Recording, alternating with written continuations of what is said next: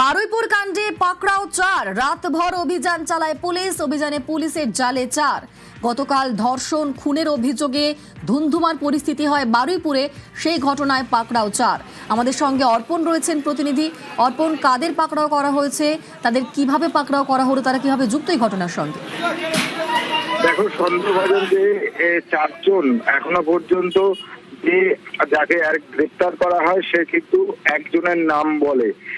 সেই সূত্র ধরেই 4 জনকে আটক করা হয়েছে এবং পুলিশের যে তুমি জানো গতকালই সিট গঠন করা হয়েছে, সেই সিটের সদস্য এবং বারুইপুর থানার পুলিশের আধিকারিকরা তারা যৌথভাবে অভিযান চালান।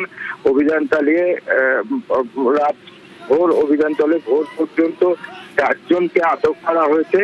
তাদেরকে জিজ্ঞাসাবাদের জন্য সিটের সদস্য যিনি দিশাহার এসপি রয়েছেন তিনি আসবেন আর কিছুক্ষণের মধ্যে বারুইপুর থানায়।